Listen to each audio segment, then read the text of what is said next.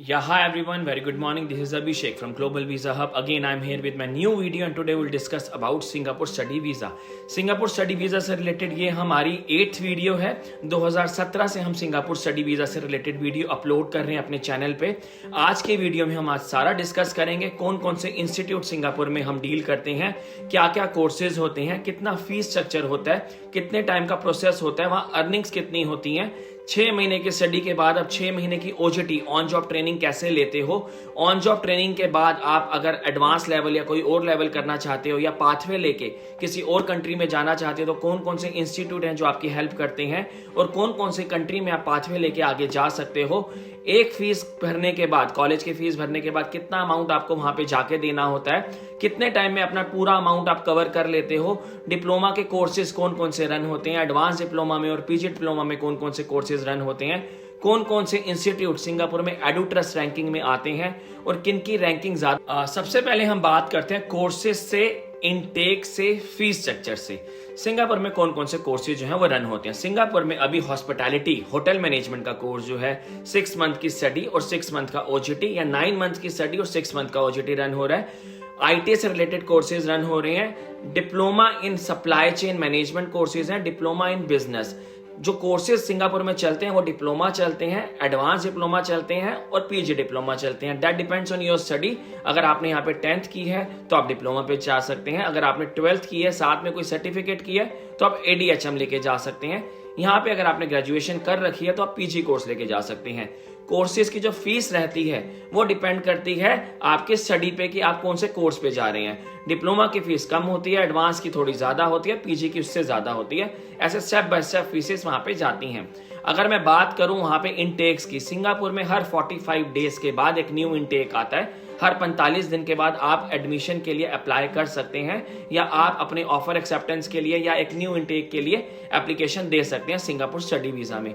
अगर मैं इंस्टीट्यूट्स की बात करूं तो इंस्टीट्यूट सिंगापुर में एडुट्रस्ट रैंकिंग के बिहाफ पे चलते हैं, एडुट्रस्ट रैंकिंग से अप्रूव होते हैं, जिस बिहाफ पे वो आपको CTH level 4, CTH level 3, CTH level 5 के हिसाब से डिप्लोमा प्रोवाइड कराते हैं। अब हम बात करते हैं ओजीटी क्या होता है, ऑन जॉब ट्रेनिंग। ये एक वर्क परमिट है 6 मंथ का, जो 6 मंथ की स्टडी के बाद आपको मिलता है। फॉर एन एग्जांपल, आप एक सिंगापुर के इंस्टीट्यूट में आपने एडमिशन लिया होटल मैनेजमेंट के कोर्स में, नॉर्मल डिप्लोमा पे 6 मंथ का आपने डिप्लोमा किया, जहां पे आपको सारी कोर्सेज से रिलेटेड, सारे हॉस्पिटैलिटी से रिलेटेड आपको सारे मॉड्यूल्स पढ़ाए जाएंगे।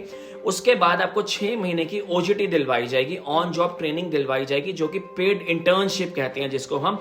उसमें 6 महीने में आपको कॉलेज ही आपको एक जगह असाइन कराएगा, कॉलेज ही आपकी जॉब में हेल्प करेगा और कॉलेज ही आपको वहां पे परमिट दिलवाएगा 6 मंथ ओजीटी का। वहां पे जो 6 मंथ में सैलरी मिलेगी ओजीटी में, ऑन जॉब ट्रेनिंग में जो सैलरी मिलेगी वो मिलेगी 1000 एसजीडी से लेके 1400 एसजीडी तक। That depends on your comm skills, your calibre, your work experience और आपके काम पे। 1000 एसजीडी से लेके आपको 1400 एसजीडी तक मिलती है। सिंगापुर की सबसे बेस्ट पार्ट मुझे ये लगता है कि सिंगापुर में फीस आपने तब देनी है जब आपका वीजा आ जाए।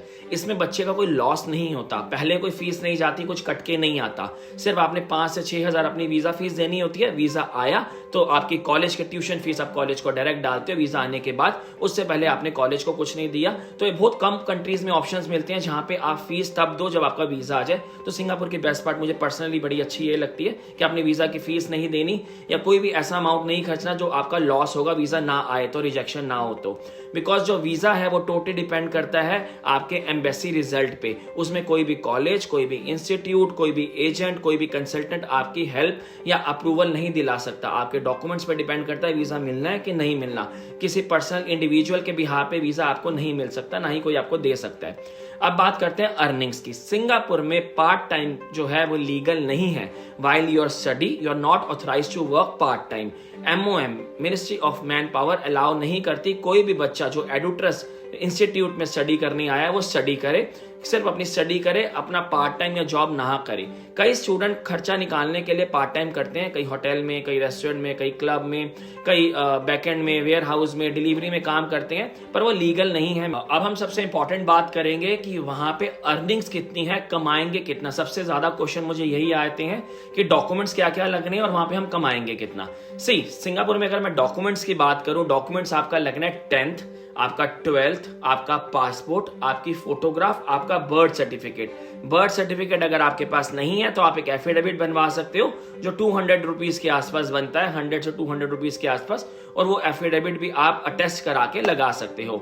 इसके अलावा आपको बैंकिंग दिखानी होती है, 6 से 7 लाख रुपए की, मैंडेटरी नहीं होती, आप अपने मॉम के अकाउंट में, अपने डैड के अकाउंट में, अपने अकाउंट में भी दिखा सकते हो।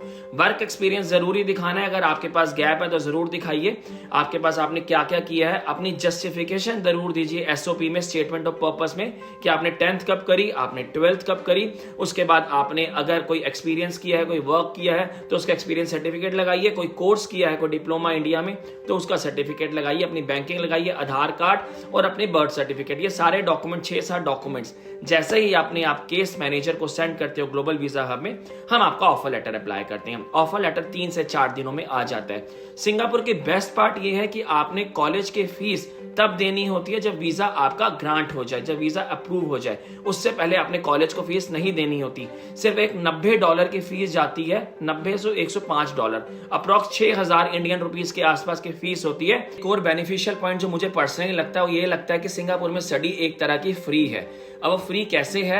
एक डिप्लोमा का जो खर्चा आता है सिंगापुर में वो होता है 2,60,000 से 2,70,000 के आसपास। 2,60,000 से 2,70,000 के आसपास का आपका खर्चा आएगा पूरी स्टडी फीस का। 6 महीने की स्टडी, 6 महीने की ओजीटी। आप फर्स्ट 6 मंथ अगर नहीं भी कमाते या आप पार्ट टाइम या कहीं पे भी आपको थोड़ा बहुत जॉब मिलता है, आप करते हो, अपना खर्चा निकालने के लिए पैसे निकालते हो, उसके अलावा जो 6 मंथ आप फुल टाइम काम कर रहे हो, जो आपको ओजीटी मिल रही है, ऑन जॉब ट्रेनिंग मिल रही है, जो कॉलेज आपको हेल्प करके दे रहा है, उसमें आप वो सारा खर्चा पूरा कर लेते हो। जो भी आप 2,60,000 या 2,70,000 लगा के गए हो स्टडी वीजा के, वो आप अपने ओजीटी में पूरा कर लेते हो। $1,000, $1,200, $1,500 जो भी आपको मिलता है, मान के चलिए आप 80,000 महीने का सिंगापुर में कमा रहे हो। अगर आप 6 महीने वो जॉब कर लेते हो तो जो पैसा आप लगा के गए वो आराम से आपने पूरा कर लिया। अपने खाने पीने का, अपने रहने का, अपने अकोमोडेशन का, ट्रांसपोर्ट का सारा खर्चा जो आपने 6 महीने में किया था या जो इंडिया से लगा के आए थे, वो आपने अगले 6 महीने में कंप्लीट कर लिया। अब बेनिफिट क्या हुआ? एक तो आपने एक इंटरनेशनल स्टडी कर ली, आपको एक डिप्लोमा मिला। और मुझे क्वेश्चन आते थे सिंगापुर से स्टडी करके हम पाथवे लेके आगे किसी कंट्री में कैसे जा सकते हैं और वहां अर्निंग कितनी करेंगे। अर्निंग का मैंने आपको बता दिया, 70 से 80,000 पर मंथ अर्न करते हो आप ओजीटी में, ऑन जॉब ट्रेनिंग में।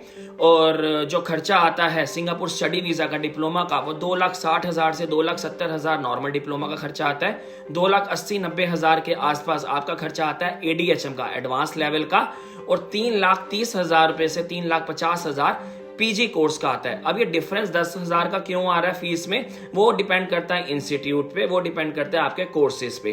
तो नॉर्मली जो फीस स्ट्रक्चर आता है, अगर आप डिप्लोमा पे जा रहे हो तो 2,60,000 से कॉलेजेस स्टार्ट हो जाते हैं, जो आपको एक डिप्लोमा कराते हैं, एडवांस डिप्लोमा कराते हैं या पीजी डिप्लोमा कराते हैं हॉस्पिटैलिटी में या फिर बिजनेस में या फिर सप्लाई चेन में या फिर आईटी में। बेस्ट पार्ट मैंने आपको बता दी फीस वाली, कि फीस आपने बाद में देनी है। अर्निंग्स का मैंने आपको बता दिया। अब बात करते हैं पाथवे की। पाथवे सबसे ज्यादा क्वेश्चन आते हैं, हम सिंगापुर से स्टडी करके यूरोप में कैसे जा सकते हैं। अब पाथवे ऑप्शंस क्या होते हैं? पाथवे ऑप्शंस होते हैं, आप किसी भी कंट्री में, एक कंट्री में स्टडी कंप्लीट करो, डिप्लोमा कंप्लीट करो, उसको कंप्लीट करने के बाद आप दूसरी कंट्री में स्टडी करने जाओ, चाहे आप यूके में जाओ, चाहे आप ऑस्ट्रेलिया में जाओ, चाहे आप यूरोप में जाओ। पर इसकी एक रिस्ट्रिक्शन है। रिस्ट्रिक्शन क्या है? जो डॉक्यूमेंट्स आपने इंडिया से लगाने थे सेम डॉक्यूमेंट से लगते हैं, एडिशनल डॉक्यूमेंट्स वो लगते हैं जो आपने सिंगापुर में स्टडी कंप्लीट की है। आप नॉर्मल डिप्लोमा के बाद पाथवे नहीं ले सकते, उसके लिए आपको एडवांस डिप्लोमा ही करना होगा। एडवांस डिप्लोमा करके आप पाथवे के लिए एलिजिबल हो जाते हो। पाथवे में क्या क्या डॉक्यूमेंट लगते हैं? सिंगापुर की मार्कशीट लगेगी, सिंगापुर की जो भी आपका सर्टिफिकेट होगा वो लगेगा, कॉलेज से एक एनओसी लगेगी। ये 3 डॉक्यूमेंट सिंगापुर से लगेंगे जो आपने एडवांस लेवल किया है, प्लस सेम डॉक्यूमेंट्स लगेंगे जो आपने सिंगापुर में लगाए थे, 10, 12, पासपोर्ट, फोटोग्राफ, आधार कार्ड, पैन कार्ड, आपकी बैंकिंग, ये सारे डॉक्यूमेंट्स लगेंगे। अगर आप यूके जाना चाहते हो तो आईएलटीएस मैंडेटरी है। अगर आईएलटीएस नहीं है तो इंग्लिश में 80% अबव होना चाहिए, प्लस आपका एक एमओआई, मीडियम ऑफ इंस्ट्रक्शन चाहिए होता है, वो आप सिंगापुर कॉलेज से ले सकते हो। और वो आप सेम टू सेम, अगर सिंगापुर कॉलेज से अगर आपके पास नहीं मिल पाता एमओआई, तो आप सेम वो अपना इंडिया कॉलेज या इंडिया स्कूल जहां से भी आपने स्कूलिंग करी है, एलओआर, लेटर ऑफ रिकमेंडेशन, और एमओआई, मीडियम ऑफ इंस्ट्रक्शन, वहां से ले सकते हो। एक एसओपी लगता है, स्टेटमेंट ऑफ पर्पस। आईएलटीएस अगर दे दोगे तो अच्छी बात है, पीटीई दे दोगे तो अच्छी बात है। आप पाथवे के ऑप्शंस लेके सिंगापुर से यूरोप में और यूके में अप्लाई कर सकते हो। वे का प्रोसेस बहुत बहुत इजी नहीं होता, सक्सेस रेशियो भी 100% नहीं होती। अगर 10 फाइल लगाते हैं तो 8 फाइल अप्रूव होती हैं पाथवे में। इसके लिए आपको अपनी फाइल स्ट्रॉन्ग करना जरूरी है। बैंकिंग जरूरी है, कम से कम 8 से 10 लाख दिखाने की अगर आप यूरोप आ रही हैं। अगर आप यूके जा रहे हैं तो 15 लाख रुपए 30 दिन पुराने 15 लाख दिखाने होते हैं। तो वो एक्चुअली पाथवे से रिलेटेड जो भी आपकी क्वेरीज होंगी वो हमारी आप टीम से डिस्कस कर सकते हो। आज मैंने सारी बात करी है सिंगापुर की। कई मेरे पास क्वेश्चन आते थे अकोमोडेशन के, रहने का खर्चा कितना आएगा, ट्रांसपोर्ट का कितना आएगा।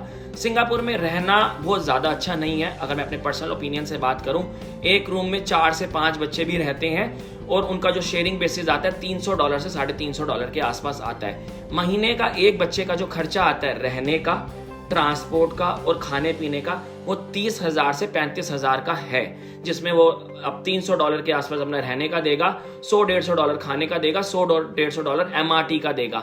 MRT होती है जो वहाँ पे ट्रांसपोर्ट चलता है, चाहे वो मेट्रो होगी चाहे वो बस होगी, इसका भी खर्चा आता है। तो 30,000 मान के चलो पर बच्चे का खर्चा है सिंगापुर का फर्स्ट 6 मंथ का। उसके बाद बच्चे को OJT में बच्चा वो अमाउंट पूरा कर लेता है, एक्सपीरियंस भी ले लेता है। ये आज हमने सारी बात करी है सिंगापुर स्टडी वीजा से रिलेटेड। मैंने पूरी कोशिश करी है कि सारी डिटेल्स क्लियर करूं, A to Z सब कुछ बताया है। स्टिल अगर आपको लगता है कि कुछ मिस हो गया तो आप नीचे दिए नंबर हमसे बात कर सकते हैं। हमारा ऑफिस दिल्ली में है, पंजाब में है, गुजरात में है और पोर्चुगल में है। आप हमसे बात कर सकते हैं। Thank you very much. This is Abhishek.